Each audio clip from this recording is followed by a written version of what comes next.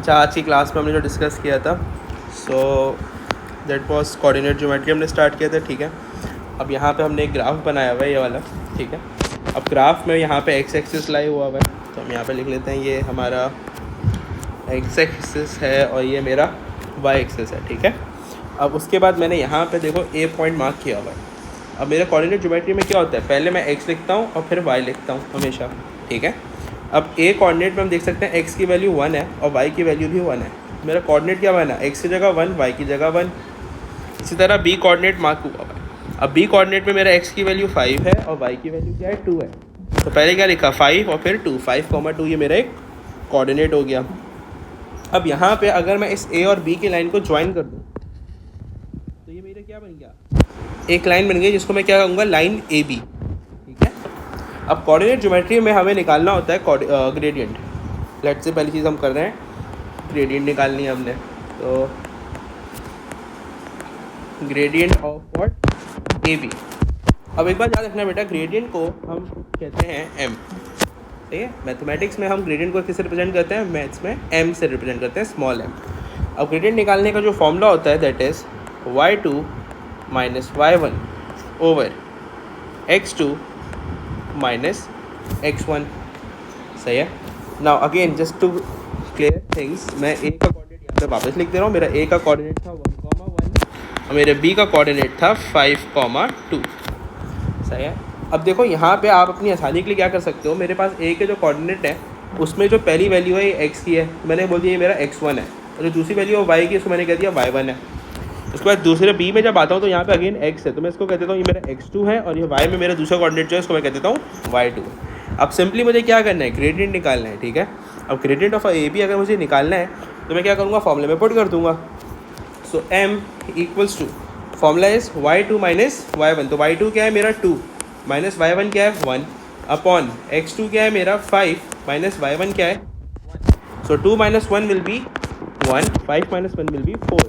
मेरा gradient of A B क्या आ गया, 1/4 आ गया, क्लियर है। इसी तरह अगली चीज़ जो मुझे निकालनी है वो मुझे क्या निकालनी है, सेकंड निकालनी है मुझे, लेट्स से मिड पॉइंट निकालने को बोल सकता है वो सवाल में, ठीक है। अब मिड पॉइंट क्या होता है ए बी का, midpoint of A B means कि जो लाइन जा रही है इसके एग्जैक्टली बीच का पॉइंट, इसका एग्जैक्टली सेंटर पॉइंट निकालना है। तो मैं कह देता हूँ सेंटर मेरा समवेयर, जस्ट मार्किंग इट, तो यहाँ लाई कर रहा है, ठीक है।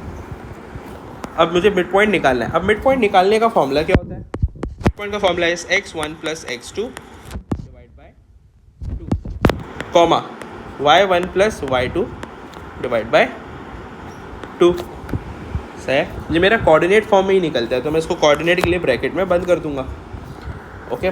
अब उसके बाद x1 क्या है, अगेन मेरा ए बी का मिड पॉइंट निकाल रहा हूँ मैं, ठीक है। अब मेरे ए बी के कोऑर्डिनेट्स क्या है, 1,1 और बी के 5,2, सही है।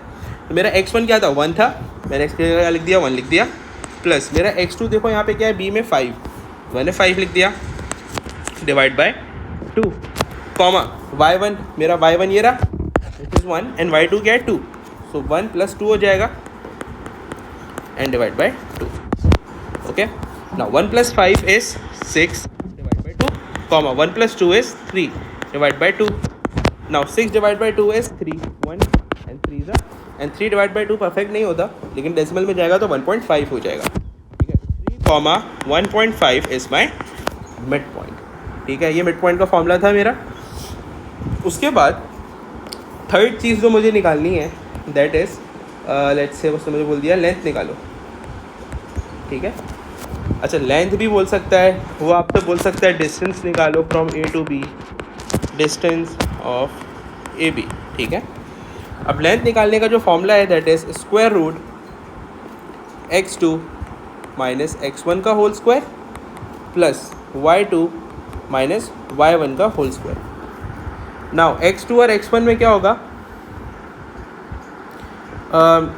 मैं अपने कोऑर्डिनेट्स को यहाँ पे कॉपी कर रहा हूँ सिंपली वापस से, ताकि बस बार बार ऊपर न जाना पड़े। देखो अगेन मैंने यहाँ पे already x1 y1 x2 y2 मालूम रखा हुआ है, मेंशन करके रखा हुआ है यहाँ पे। मैं इस फॉर्मूले में पुट कर दूंगा सिंपली, ये फॉर्मूले याद होना लाजमी है आप लोगों को, ठीक है।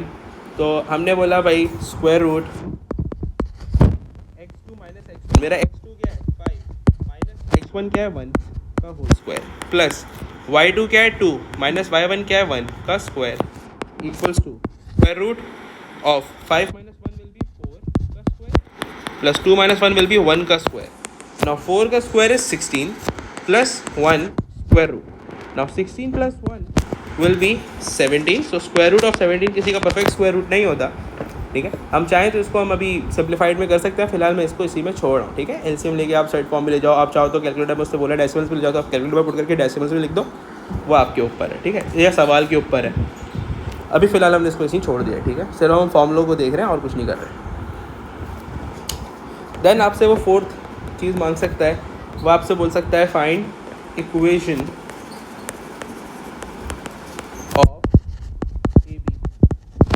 यानी ये जो लाइन है इसकी इक्वेशन बताओ कि इस लाइन की इक्वेशन क्या होगी। अब आपने इक्वेशन निकालने के लिए दो तरीके यूज़ कर सकते हैं हम। एक तरीका इक्वेशन निकालने के लिए यूज़ किया जा सकता है, that is the formula y equals to M X plus C. और जो सेकंड तरीका यूज़ किया जा सकता है उसके लिए हम यूज़ करते हैं y minus y1 equals to M bracket x minus x1। अब मैं आप लोगों को दोनों चीज़ें करा रहा हूँ, ठीक है, और इन दोनों चीज़ों में आपको जो आसान लगे आप वो फॉलो करो, ठीक है।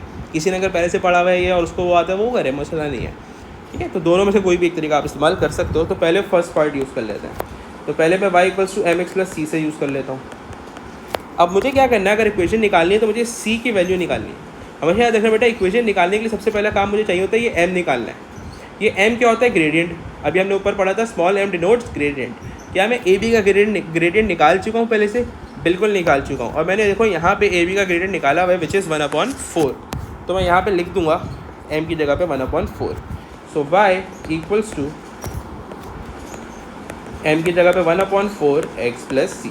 अब मुझे c की वैल्यू निकालनी है। मैं c के लिए क्या करूँगा, मैं y और x की वैल्यू पुट करूँगा। अब y और x की वैल्यू कहाँ से आएगी, सवाल ये आता है, ठीक है। अब एक बात समझना बेटा, ग्रेडियंट किसका निकाल, इक्वेशन किसकी निकाल लो, ए बी की निकाल लो। अब तुम्हारे पास a और b में दोनों कोऑर्डिनेट्स मालूम है, सही है। तो I just copy it again, ये रहे मेरे a और b के कोऑर्डिनेट। आप a और b के कोऑर्डिनेट जब निकाल ले हो तो आपके ऊपर है, आप कोई भी एक कोऑर्डिनेट यूज़ कर सकते हो, इधर a और b, कोई भी एक यूज़ कर लो, जो आसान लगता है कर लो, कोई मसला नहीं है। मैं a के कोऑर्डिनेट यूज़ कर रहा हूँ, ठीक है। यहाँ पे मेरी x की वैल्यू क्या है 1, y की वैल्यू क्या है 1। मैं सिंपली c निकालने के लिए x और y की वैल्यूज पुट कर दूंगा। तो 1 y की जगह लिख दिया इक्वल्स टू 1/4 x की जगह पे 1 plus C. Now 1 equals to 1/4 into 1 will be 1/4 plus C. Then 1/4 वहाँ जाके माइनस करा दूंगा लेफ्ट साइड पे, तो 1 minus 1/4 equals to C. 1 minus 1/4 will be 3/4 equals to C, ठीक है। मैंने डायरेक्ट कर दिया, आप लोग को नहीं आए डायरेक्ट, आप लोग एलसीएम से कर लो, ठीक है। अब c मेरा आ गया। अब मैं क्या करूँगा, अपनी c को इक्वेशन में पुट कर दूंगा। मेरी इक्वेशन ये बन गई थी जब मैंने एक्सपोर्ट किया, सही है। या मैं चलो इसमें से पुट करके समझा देता हूँ ताकि आसान हो जाए समझना। मेरी इक्वेशन का फॉर्मूला ये था। अब मुझे इसमें सिंपली वैल्यूज पुट करनी होती है। जब मैं फाइनल इक्वेशन लिख रहा होता हूँ तो मैं क्या करूँगा, y को एज इट इज रहने दूंगा, x और c की वैल्यूज लिखते हैं हम। तो y इक्वल्स टू m क्या था 1/4, x as it is plus c की वैल्यू क्या आ गई 3/4। ये मेरा आंसर बन गया, ठीक है। अब मुझे इसको अगर सिंगल डिनोमिनेटर में चेंज करना है तो मैं एलसीएम मेरा हुआ है, मैं डायरेक्ट कर सकता हूँ। चाहूँ तो मैं आंसर को यहाँ तक छोड़ दूँ, कोई मसला नहीं है। तो this is my equation for A B, ठीक है।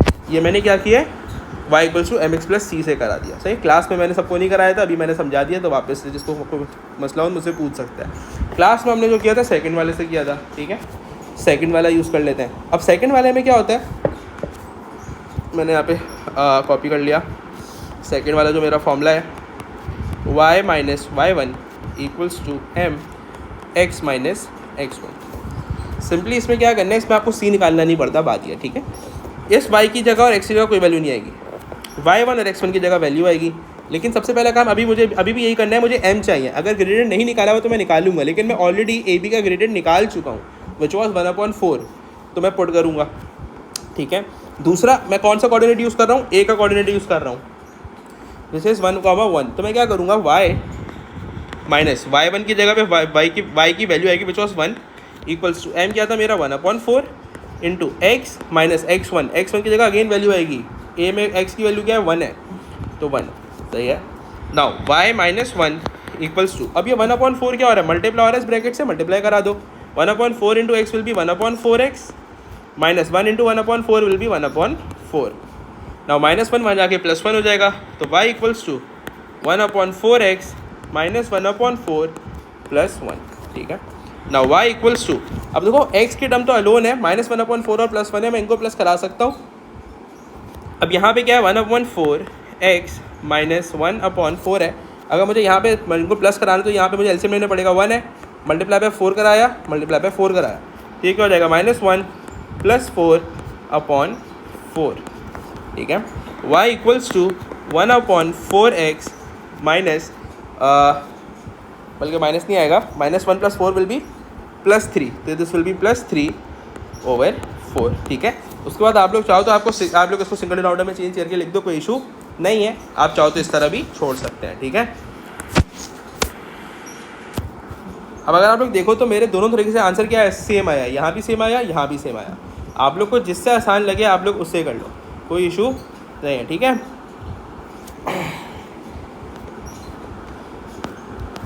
अच्छा, अब यहाँ पे देखो मैंने एक सवाल किया हुआ है, सी डी को किया हुआ है, सी के कोऑर्डिनेट क्या है, देखो 1 और 3, तो बाय एक्स की वैल्यू पहले लिखते हैं, 1 लिखा और बाद में क्या लिखा, (3). इसी तरह डी में क्या है, 5,5, ठीक है, तो 5,5 मैंने मार्क कर दिया। इसी तरह अगर मैं इसकी लाइन जोड़ दूँ तो क्या हो जाएगा, लाइन सी डी हो जाएगी, सही। वैसे तो हमने क्लास में कर लिया था, अगर रिकॉर्डिंग देख रहे हो, अब आपने क्या करना है, आपने इसकी प्रैक्टिस क्या करनी है, आपने क्या निकालना है, आपने निकालना है ग्रेडियंट ऑफ सी डी निकालना है, और ग्रेडियंट ऑफ सी डी के बाद आपने निकालना है length of C D, midpoint of C D and equation of C D. अब इक्वेशन ऑफ सी डी आपको जिस तरह आसान लगता है दोनों तरीके से उससे निकाल लो, दोनों से निकालने की ज़रूरत नहीं है आप लोगों को, ठीक है।